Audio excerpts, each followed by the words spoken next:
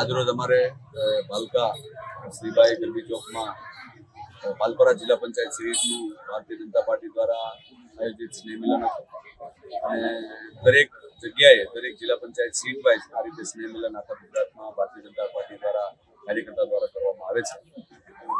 વર્ષ દરમિયાન જે કામ ભારતીય જનતા પાર્ટીની સરકારે કર્યા હોય છે એને લોકોથી અવગત કરતા હોય છે અને આવનારા દિવસોમાં ભારતીય જનતા પાર્ટીનું સુશાસન છે લોકો વચ્ચે જાય એ પ્રકારની મહેનત કરતા જિલ્લા પંચાયતમાં અહીંયા ભાલકા મુકામે શ્રીબાઈ ગરબી ચોકમાં અમારે નાવદરા જિલ્લા પંચાયત સીટનું સ્નેહ મિલન પૂરું થયું છે. આજે ભાલકરા જિલ્લા પંચાયતનું હતું અને આવનારા દિવસોમાં બાકીના 3 જિલ્લા પંચાયત સીટના સ્નેહ મિલનો બાકી છે. મતદાન કરવું અને મતદાર બનવું એ આપણો અધિકાર છે. એમાં આપણે રહી ન જાય અને સરકાર દ્વારા ભૂતકાળમાંથી લઈને અત્યાર સુધી લગભગ 8 કે 9 વખત SIR આવ્યું છે.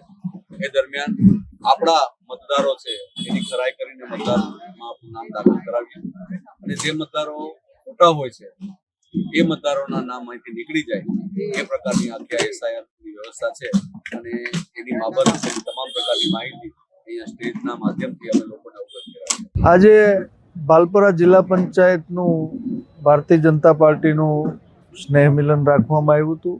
એમાં ભારતીય જનતા પાર્ટીના ગીર સોમનાથ જિલ્લાના પૂર્વ અધ્યક્ષ માનસીભાઈ પરમારના અધ્યક્ષ સ્થાને આજે ભાલપરા જિલ્લા પંચાયતનું સ્નેહ મિલન રાખવામાં આવ્યું હતું. એમાં તાલુકા ભાજપ પ્રમુખ પ્રદ્યુમનભાઈ, કારોબારી ચેરમેન દેવાભાઈ, તાલુકા પંચાયતના પ્રમુખના પ્રતિનિધિ નરેન્દ્રભાઈ અને ભારતીય જનતા પાર્ટીના આગેવાનો, જુદી જુદી તાલુકા પંચાયતના સભ્યશ્રીઓ, જુદા જુદા ગામના સરપંચશ્રીઓ અને ભાલપરા જિલ્લા પંચાયત સીટ નીચે આવતા ભાલકા, ભાલપરા અને જુદા જુદા ગામોમાંથી પધારેલ તમામ ગ્રામજનો અને સીટ નીચે આવતા ગામના નાગરિકો અને આગેવાનો, બધા યુવાનો મોટી સંખ્યામાં ઉપસ્થિત રહેલ અને આજે ભાલપરા જિલ્લા પંચાયતનું સ્નેહ મિલન આજે યોજવામાં આવેલું હતું.